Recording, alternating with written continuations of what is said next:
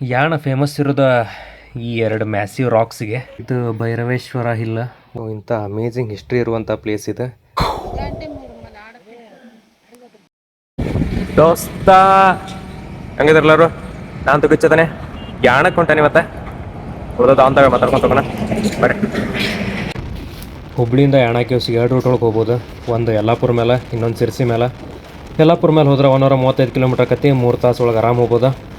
ಇನ್ನೊಂದು ಸಿರ್ಸಿ ಮೇಲೆ ಹೋದ್ರೆ 143 ಆಕೈತಿ, 3 ತಾಸ್ಗಿಂತ ಜಾಸ್ತಿ ಬೇಕು. ಸೊ ಯಲ್ಲಾಪುರ ಮೇಲೆ ಹೋಗೋದು ಬೆಟ್ರ್ ನೋಡಪ್ಪ. ರೋಡು ಗಿಚ್ಚೈತಿ, ಡಿಸ್ಟೆನ್ಸು ಕಡಿಮೆ ಆಕೈತಿ. ಜನರಲಾಗಿ ಹುಡುಗರಿಗೆ ಈಗೋ ಇರೋದಿಲ್ಲ ಅಂತ ಯಾವ ಹೇಳಿಲ್ಲ.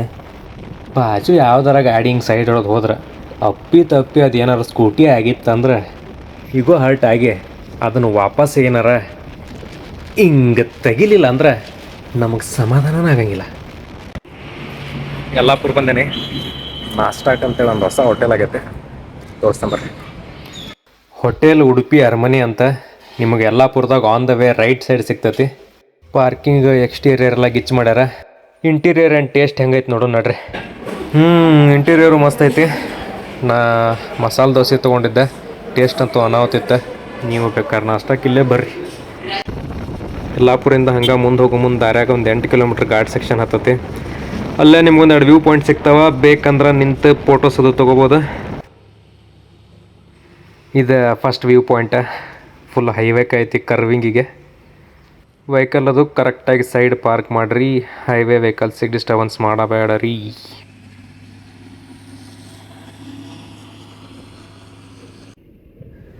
ಇದು ಸೆಕೆಂಡ್ ವ್ಯೂ ಪಾಯಿಂಟ. ಇಲ್ಲೇ ಗಂಗವಲ್ಲಿ ನದಿ ಹರಿತೈತಿ. ಸೊ ಈ ಬ್ರಿಡ್ಜ್ಗೆ ಗಂಗವಲ್ಲಿ ಬ್ರಿಡ್ಜ್ ಅಂತ ಕರೀತಾರೆ. ವ್ಯೂ ಮಾತ್ರ ಅನ್ನಾವತ್ತು ಬರ್ತೈತಿ. ಫೋಟೋಸ್ ವಿಡಿಯೋಸ್ ಮಸ್ತ್ ಬರ್ತಾವೆ ಇಲ್ಲಿ.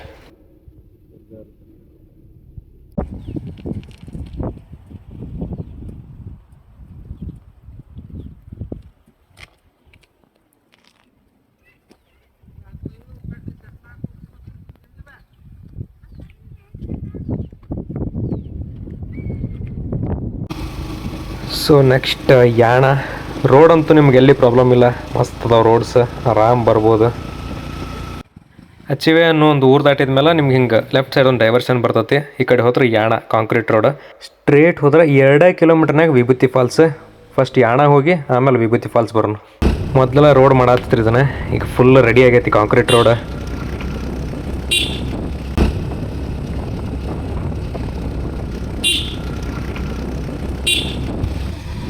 ಶ್ರೀ ಕ್ಷೇತ್ರ ಯಾಣಕ್ಕೆ ಸ್ವಾಗತ.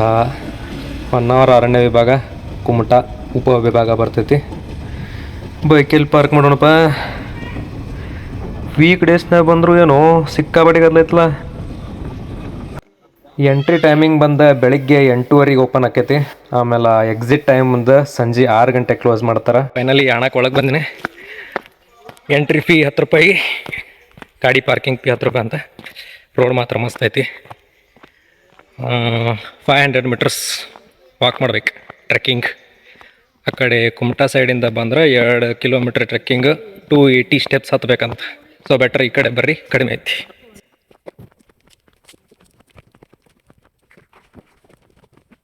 ದೋಸ್ತ finally Yana caves is here. ಬರೀ ಒಳಗೋನ್. ಯಾಣ ಫೇಮಸ್ ಇರೋದ ಈ ಎರಡು ಮ್ಯಾಸಿವ್ ರಾಕ್ಸ್ಗೆ. ಒಂದು ಭೈರವೇಶ್ವರ ಹಿಲ್ ಇದೆ, ಈ ಕಡೆ ರೈಟ್ ಸೈಡಿಗೆ ಇನ್ನೊಂದಿರೋದು ಮೋಹಿನಿ ಹಿಲ್. ಫಸ್ಟ್ ಇಲ್ಲೇ ಹೋಗೋಣ.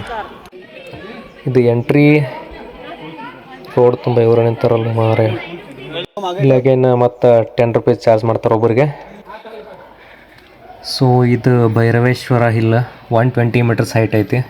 ಇನ್ನೊಂದು ಮೋಹಿನಿ ಹಿಲ್, ಅದು 90 ಮೀಟರ್ಸ್ ಹೈಟ್ ಐತಿ. ಫ್ಯಾಮಿಲೀಸ್ ಬಂದಾರಿಲ್ಲೇ. ಒಳಗೆ ಬರೋಕ್ಕಿಂತ ಮೊದಲ ಫೋಟೋಸ್ ತೆಗೀರಿ ಅಂತೇಳಿ ಜೀವತ್ತಿನತ್ತಾರ ಮೇಡಮ್ ಯಜಮಾನ್ರಿಗೆ. ಇದು ಒಳಗಿಂದ ವ್ಯೂ. ಹಿಂಗೆ ಸೀದಾ ಹೋದ್ರೆ ಲಾಸ್ಟ್ ಮೋಹಿನಿ ಹಿಲ್ ಹತ್ರ ಇದು ಎಕ್ಸಿಟ್ ಆಕೈತಿ.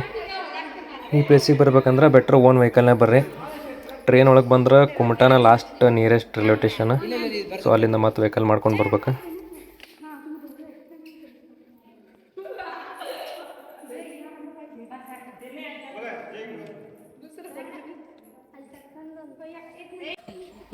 ಸೊ ಇಲ್ಲಿಂದ ಎಕ್ಸಿಟ್ ಆಗಿ ನೆಕ್ಸ್ಟ್ ಮೋಹಿನಿ ಹಿಲ್ ಹತ್ರ ಹೋಗ್ಬೇಕಾ.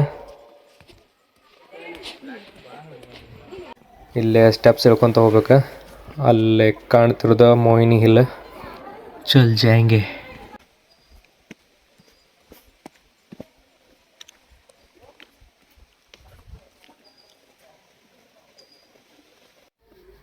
ಇದು ಹಂಗೆ ಸ್ಟೆಪ್ಸ್ ಇಳ್ಕೊಂಬಂದ್ರೆ ಈ ಕಡೆ ಕುಮಟಾ ಸೈಡ್ ಕನೆಕ್ಟ್ ಆಕೈತಿ. ಇದು ಆ ಕಡೆಯಿಂದ ವ್ಯೂ.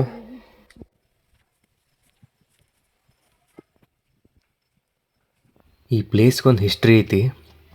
ಭಸ್ಮಾಸುರನ ಕತೆ ಕೇಳಿರ್ತೀರಿ ನೀವು. ಭಸ್ಮಾಸುರ ಶಿವನ ಹತ್ರ ಒಂದು ವರ ಕೇಳಿರ್ತಾನೆ, ನಾ ಯಾರ ತಲೆ ಮೇಲೆ ಕೈ ಇಡ್ತೇನೆ ಅವ್ರು ಸುಟ್ಟು ಭಸ್ಮ ಆಗ್ಬೇಕಂತ ಹೇಳಿ. ಆದ್ರೆ ಅದು ನಿಜ ಹೌದಿಲ್ಲೋ ಅಂತ ತಿಳ್ಕೊಳಕ್ಕೆ ಭಸ್ಮಾಸುರ ಶಿವನ ತಲೆ ಮೇಲೆ ಕೈ ಇಡಕ್ಕೆ ಹೋಗ್ಬಿಡ್ತಾನೆ. ಅವಾಗ ವಿಷ್ಣುದೇವ ಮೋಹಿನಿ ಅವತಾರ ತಾಳಿ ಭಸ್ಮಾಸುರಗೆ ಒಂದು ಡ್ಯಾನ್ಸ್ ಚಾಲೆಂಜ್ ಇಡ್ತಾನೆ. ಸೊ ಆ ಡ್ಯಾನ್ಸ್ ನಡೆಯುವಾಗ ಮೋಹಿನಿ ತಲೆ ಓಡಿಸಿ ತಲೆ ಮೇಲೆ ಕೈ ಇಟ್ಕೊಳ್ಳುವಂಥ ಒಂದು ಪೋಸ್ ಮಾಡ್ತಾಳೆ. ಅದನ್ನು ನೋಡಿ ಭಸ್ಮಾಸುರನು ತನ್ನ ತಲೆ ಮೇಲೆ ತಾನೇ ಕೈ ಇಟ್ಕೊಂಡ್ಬಿಡ್ತಾನೆ. ಸೊ ಶಿವನ ವರದ ಪ್ರಕಾರ ಭಸ್ಮಾಸುರ ಸುಟ್ಟು ಬೂದಿ ಆಗಿಬಿಡ್ತಾನೆ. ಇದೆಲ್ಲ ನಡೆದಿದ್ದ ಇದೇ ಪ್ಲೇಸ್ ಒಳಗೆ. ಅದಕ್ಕೆ ಇವೆರಡು ಹಿಲ್ಸ್ ಬ್ಲ್ಯಾಕ್ ಆಗ್ಯಾವ ಅಂತೇಳಿ ಹೇಳ್ತಾರೆ. ಹಂಗೆ ಇಲ್ಲಿ ಬಿದ್ದಿರುವಂಥ ಮಣ್ಣು ಕಪ್ಪಿರೋದು ಇದಕ್ಕೆ ಪ್ರೂಫ್ ಅಂತ ಕೂಡ ಹೇಳ್ತಾರೆ. ಸೊ ಇಂಥ ಅಮೇಝಿಂಗ್ ಹಿಸ್ಟ್ರಿ ಇರುವಂಥ ಪ್ಲೇಸ್ ಇದೆ. ಲೈಫ್ನಾಗ ಒಂದು ಸಲ ಬಂದು ಹೋಗ್ರಿ ಇಲ್ಲಿ.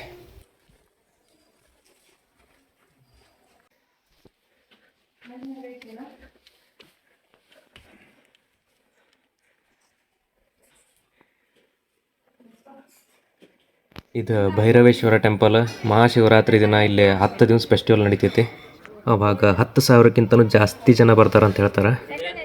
ಗೋಕರ್ಣ ಎಲ್ಲ ಭಾಳ ನಿಯರ್ ಆಕ್ಕವಿಲ್ಲ. ಇದ್ರ ಮೇಲೆ ಒಂದು ಸೇಯಿಂಗ್ಸ್ ಐತಿ, ಸೊಕ್ಕಿದ್ದವ ಯಾಣಕ್ಕೆ ಹೊಕ್ಕಾನ, ರೊಕ್ಕಿದ್ದವ ಗೋಕರ್ಣಕ್ಕೆ ಹೊಕ್ಕಾನ ಅಂತ. ಬೆಂಕೆಲ್ಲ ಇದು ಟೆಂಪಲ್ ಒಳಗಿನ ವ್ಯೂ.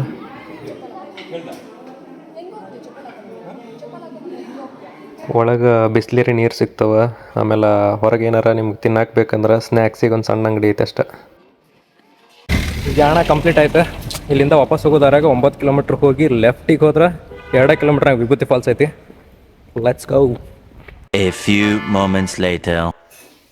ವಿಭೂತಿ ಫಾಲ್ಸ್ ಇಸ್ ಹಿಯರ್. ಇಲ್ಲಿ ಟೈಮಿಂಗ್ ಬಂದ ಬೆಳಗ್ಗೆ 8 ಗಂಟೆಯಿಂದ ಸಂಜೆ 5 ಗಂಟೆ. ಸೊ ಆ ಟೈಮ್ ಪ್ಲ್ಯಾನ್ ಮಾಡ್ಕೊಂಡು ಬರ್ರಿ. ಇಲ್ಲೇ ಪಾರ್ಕಿಂಗ್ ಅಂತೆಲ್ಲ ಒಂದು ಫಾಸ್ಟ್ ಫುಡ್ ಸೆಂಟರ್ ಐತಿ, ಬಟ್ ಎಲ್ಲ ಲಿಮಿಟೆಡ್ ಐಟಮ್ಸ್. ಸೊ ನೋಡ್ಕೊಂಡು ಪ್ಲ್ಯಾನ್ ಮಾಡಿರಿ. ತಿನ್ನಾಕಿನಾರ ಬೇಕಂದ್ರೆ ಹೊರಗಿಂದ ತೊಗೊಂಬರ್ರಿ. ವಿಭೂತಿ ಫಾಲ್ಸ್ ಸೆಂಟ್ರಾಗೇನೆ ಒಳಗೆ 100 ಮೀಟ್ರ್ ಗಾಡಿ ಬರ್ತದೆ. ಆಮೇಲೆ ಒಂದು 10 ನಿಮಿಷ ನಡ್ಕೊಂಡು ಹೋಗ್ಬೇಕಂತ. ಫುಲ್ ಅಪ್ ಐತಿದೆ. ಏಜ್ ಆದವ್ರದ್ದು ಬರೋಕೆ ಆಗೋದಿಲ್ಲ, ಕಾಲು ಜರಿತಾವ, ನೋಡ್ಕೊಂಡು ಹೋಗ್ಬೇಕು. ಬಟ್ ಮಜಾ ಅಂತೂ ಬರತೈತಿ. ಯಾವಾಗ ಫಾಲ್ಸ್ ನೋಡ್ತೇನೋ. ಫಾಲ್ಸ್ ಮುಂದೆ ಬಂದೇ ಇಲ್ಲೇನೋ ಶೂಟಿಂಗ್ ಮಾಡತ್ತಾರೆ ಸರ್ರಪ್ಪ. Here we go. 1, 2 and 3.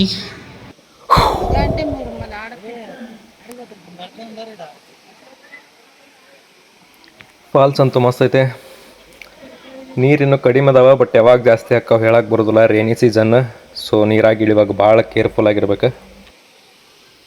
ಹಂಗೆ ಕ್ರೌಡು ಹೆವಿ ಐತಪ್ಪ, ತುಂಬ್ಯಾರ.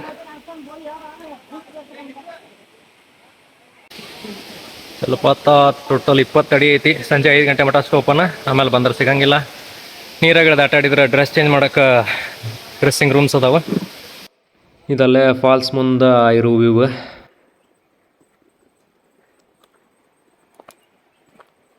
ವಿಭೂತಿ ಫಾಲ್ಸ್ ಅಂತ ಗಿಚ್ಚೈತಿ. ಫ್ಯಾಮಿಲಿ ಫ್ರೆಂಡ್ಸ್ ಯಾರು ಕರ್ಕೊಂಡು ಹೋಗಕ್ಕೆ 1 ಡೇದಾಗ ಯಾಣ ವಿಭೂತಿ ಫಾಲ್ಸ್ 2 ಕವರ್ ಆಗ್ತಾವ. ವಿಡಿಯೋ ಲೈಕ್ ಆಗಿದ್ರೆ ಲೈಕ್ ಮಾಡಿರಿ, ಇಲ್ಲ ಡಿಸ್ಲೈಕ್ ಮಾಡಿರಿ. ಸಜೆಷನ್ಸ್ ಡೌಟ್ಸ್ ಏನಾಗಿದ್ರೆ ಕಮೆಂಟ್ ಮಾಡಿರಿ. ನೆಕ್ಸ್ಟ್ ವಿಡಿಯೋ ಬರ್ತಾನೆ. ಅಲ್ಲಿವರೆಗೂ ಬಾಯ್.